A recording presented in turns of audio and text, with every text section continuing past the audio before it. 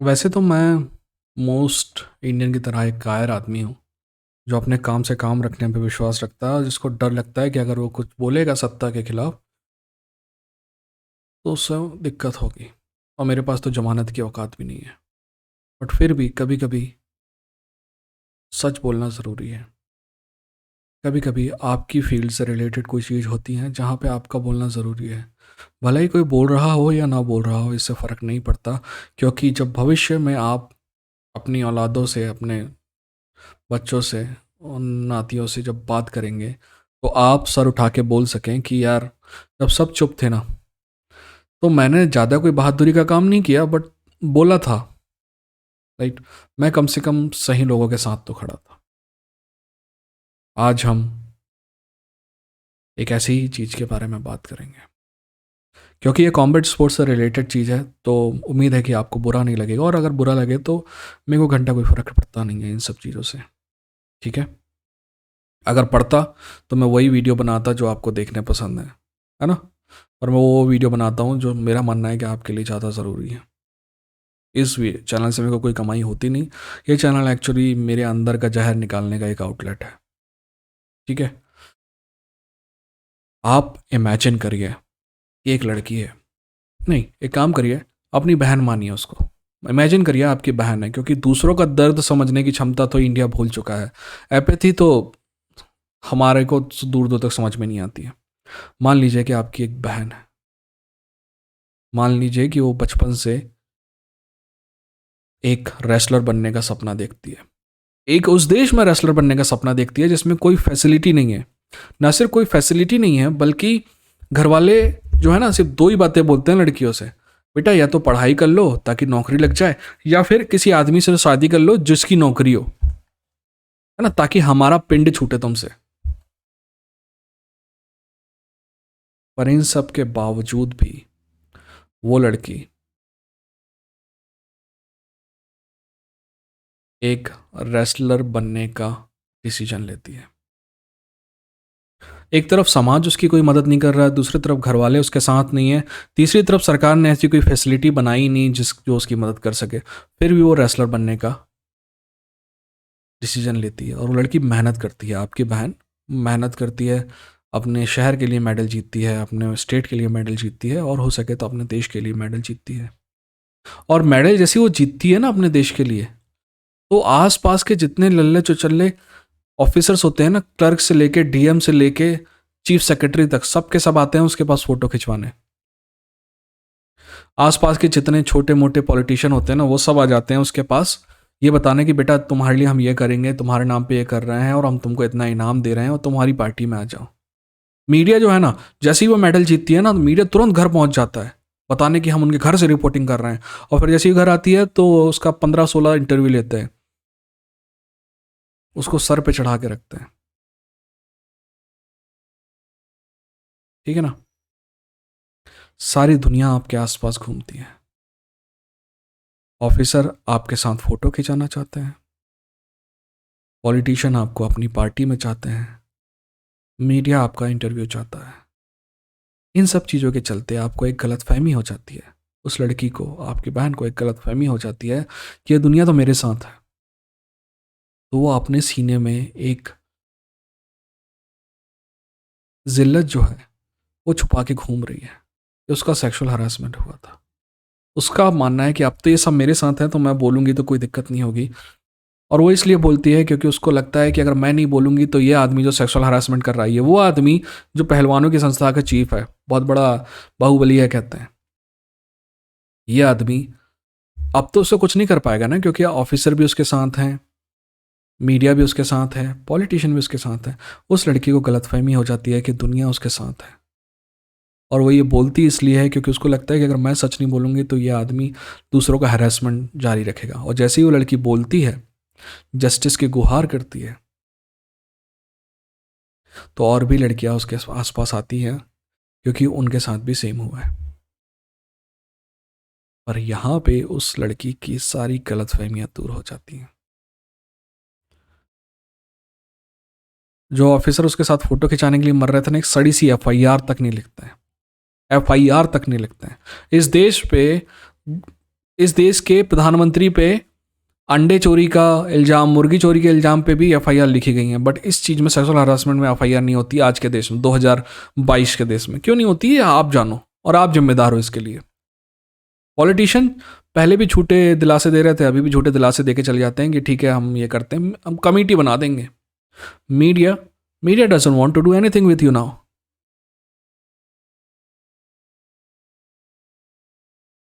आपको ये सब इमेजिन करने की ज़रूरत नहीं है। ये जो लड़की है इसके साथ ये सब कुछ हुआ है, और वो जंतर मंतर पे बैठी हैं बहुत सारी ऐसी लड़कियां। एफआईआर तक नहीं लिखी जा रही। एफआईआर के लिए सुप्रीम कोर्ट अगर आपको जाना पड़े दोस्त, किसकी औकात है सुप्रीम कोर्ट जाने की? सुप्रीम कोर्ट छोड़ो, जिला न्यायालय जाने की औकात नहीं है अपनी। और सड़ी सी एफआईआर के लिए अगर सुप्रीम कोर्ट जाना चाहिए तो तू है ऐसे देश में। एफआईआर रूल है, एक्सेप्शन नहीं है। आया कोई तो एफआईआर लिखो, आपको लगता है कि गलत है एफआईआर तो उसको डिसमिस कर सकते हो आप बाद में। सबसे पहले मीडिया की बात करते हैं, इन सब पूरे गेम में मीडिया की बात करना जरूरी है। हम इनसे क्या उम्मीद करें? हम इनके कुत्तों से बार बार तुलना करते हैं, बट कुत्ते वफादार होते हैं, पर वफादार, उनकी वफादारी के लिए उनको 2 रोटी चाहिए होती है, और कभी कभी आप रोटी नहीं भी दोगे ना तो भी वो वफादारी नहीं छोड़ता है। ये कुत्तों से भी बदतर है, यानी कुत्तों से तो तुलना करनी नहीं चाहिए इनकी। I love dogs. और ये मीडिया वाले भूल जाते हैं, ये साले 5 साल दूर नहीं देख सकते। इनको लगता है कि अभी जो सत्ताधीश है वो हमेशा रहेगा, आज नहीं तो कल जाएगा दोस्त, कल नहीं तो परसों जाएगा। अच्छे अच्छे चले गए, तो उससे पहले जो यहाँ तख्त नशीन था उसे भी अपने खुदा होने का उतना ही यकीन था। अच्छे अच्छे चले गए साहब। इनको ये लगता है कि कल को दूसरा आएगा ना तो उसका पिछवाड़ा भी अपन ऐसे ही चाटेंगे और काम चल जाएगा, और शायद ये लोग सही हैं, ठीक है ना। बट क्या आपको इस बात का अंदाजा, ये लड़की जो आज बैठी हुई है जंतर मंतर पे, किसी और की बहन है, किसी और की बेटी है, किसी और की होने वाली माँ है, किसी और की बीवी है, कल को आपकी भी हो सकती है, आपकी बेटी भी हो सकती है, आपकी बहन भी हो सकती है, आपकी बीवी भी हो सकती है, कल को आपकी बीवी भी हो सकती है। खैर, पॉलिटिशियन की बात करते हैं। हमेशा लोग ना इस बात का एग्जाम्पल देते हैं कि शास्त्री जी ने ना जैसी रेल दुर्घटना हुई तो रेजिग्नेशन दे दिया। ऐसे हजारों एग्जाम्पल हैं दोस्त, जहाँ पे मंत्रियों ने इस्तीफा दिया छोटी छोटी बात पे तुरंत। और मैं आपको उतनी पुरानी बात नहीं लेना चाहूँगा, मैं अपनी ज़िंदगी की बात बताता हूँ आपको। सिर्फ 15 साल का वो है, 2004 से आप समझ लीजिए कि ये इस्तीफे में बता रहा हूँ आपको। एक आदमी ने हवाई जहाज़ में सफ़र करता है और सफ़र करने के बाद बोलता है आज मैं इकोनॉमी में सफ़र कर रहा था। कैटल क्लास बोलता है वो इकोनॉमी को, और कैटल क्लास बोलने की वजह से उसको इस्तीफा देना पड़ता है। एक आदमी गृह मंत्री है देश का, बम विस्फोट होते हैं, वो दिन में 2 बार सूट चेंज करता है, 2 या 3 बार, तो उसका इस्तीफा ले लिया जाता है, क्योंकि कहा जाता है कि यार कैसा मंत्री है, देश में बम विस्फोट हो रहे हैं, साला ये सूट चेंज कर रहे हैं। उसका इस्तीफा ले लिया जाता है। तीसरा, एक मुख्यमंत्री है प्रदेश का, वो उसका लड़का जो है वो फिल्म इंडस्ट्री में काम करता है, तो एक डायरेक्टर उसके घर आया हुआ है, तो जो वो बम विस्फोट की साइट देखने जाता है तो डायरेक्टर वो साथ में चल देता है उसके। उस चक्कर में उस गरीब का इस्तीफा हो जाता है ये।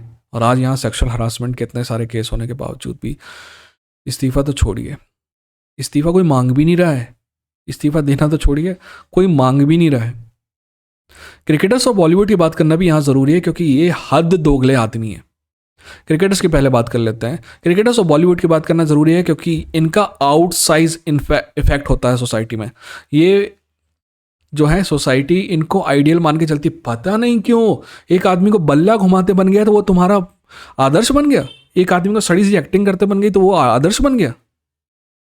तभी जा रहा है ये देश घूम में। जब हॉलीवुड और बॉलीवुड क्रिकेटर जो हैं वो इस देश के आदर्श होने लगे तो तभी जा रहा है घूम में। क्रिकेटर्स को पहले बताता हूँ मैं, साले दोगले हो तुम, ठीक है ना। तुम कुत्ते के गु हो, ना लीपने के काम के हो, ना पोतने के काम के हो, ना खाद बनती है तुम्हारी अच्छी, तुम कुत्ते के गु हो, ठीक है। मैं क्यों बोल रहा हूँ ऐसा, मेरे को याद है ब्लैक लाइव मैटर्स में, याद है ना, तुम सबके सब नी ले रहे थे, बेटा दूसरों के मामलों में बोलना बहुत आसान है, क्योंकि वहां की सरकार तुम्हारा कुछ नहीं उखाड़ सकती। यहां बोलो ना। ये तो वैसे ही हो गया कि साला बाप को खुजली हो रही है, उसको वो फर्क नहीं पड़ रहा, तुमको डॉक्टर के पास नहीं लेके जा रहे हो। अमेरिका में किसी और के बाप को खुजली हो रही है तो उसको बोल रहा है ये इलाज करना चाहिए।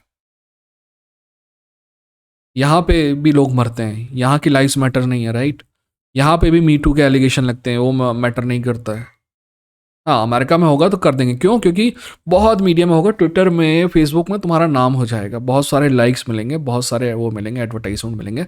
बट गलती से जिसकी सत्ता है उसके खिलाफ अगर अपन ने कुछ बोल दिया ना दोस्त, तो दिक्कत हो जाएगी। सारे स्पॉन्सर चले जाएंगे, ये साले बॉयकॉट कर देते हैं। ठीक यही गेम बॉलीवुड वालों का है। बॉलीवुड में तो कंपटीशन चल रहा है कि किसके मुंह में कितनी ज़्यादा देर तक दही जमा रहता है। दही जमाने का कंपटीशन चल रहा है वर्ल्ड वाइड। और आई एम श्योर कि ये हरामखोर जीत रहे हैं, और जीतना ही चाहिए। मैं इन पॉलिटिशियन को कहना चाहूँगा, मैं इन ऑफिसर्स को कहना चाहूँगा, मैं इन मीडिया वालों को कहना चाहूँगा, बॉलीवुड क्रिकेटर्स वालों को कहना चाहूँगा कि दोस्त, ऐसा है कि जिस आग में तुम हाथ सेक रहे हो ना, ये जो आग है ना, ये तुम्हारा घर भी देख चुकी है। इसको सबका घर पता है। जब ये दूसरों का घर जला के फुर्सत हो जाएगी ना, ये तुम्हारे घर भी आएगी। गारंटी है कि तुम्हारे घर भी आएगी। ठीक है ना। एक बहुत बड़ी मतलब एक राइटर हैं जिन्होंने कहा था जर्मनी के बारे में कि जब वो यूनियन वर्कर्स के खिलाफ को मारने आए तो मैंने कुछ नहीं कहा, क्योंकि मैं तो यूनियन वर्कर नहीं था। फिर वो सोशलिस्ट लोगों को मारने आए तो मैंने कुछ नहीं कहा, सोशलिस्ट कम्युनिस्ट को मारने आए तो मैंने कुछ नहीं कहा, क्योंकि मैं सोशलिस्ट से कम्युनिस्ट नहीं था। फिर वो जूस को मारने आए तो मैंने कुछ नहीं कहा, क्योंकि मैं तो जू नहीं था। फिर वो मेरे को मारने आए, और तब मेरे लिए कोई कहने के लिए कोई बचा ही नहीं था। ऐसे ही एक शेर है एक बड़े शायर का, मैं हमेशा गड़बड़ कर देता हूँ उसमें, तो अगर वो शायर सुन रहे हैं तो माफ़ी मांगना चाहता हूँ मैं। पर शेर कुछ इस तरह से है। और मीडिया वाले, पॉलिटिशियन, ऑफिसर्स, बॉलीवुड और स्पेशली क्रिकेटर, अच्छे से सुने। आग लगी है, तेज हवा है, पूस का छप्पर आपका है। आग लगी है, तेज हवा है, पूस का छप्पर आपका है। मेरी दुआ आपके साथ, आगे मुकद्दर आपका है। आग लगी है, तेज हवा है, पूस का छप्पर आपका है। मेरी दुआ आपके साथ, आगे मुकद्दर आपका है। उसकी मौत पे मैं भी चुप था, मेरा नंबर अब आया। मेरी मौत पे आप भी चुप हैं, अगला नंबर आपका है। ये था इंडियन फाइट जंग की। लड़ेंगे और एक दिन जीतेंगे। ठीक है।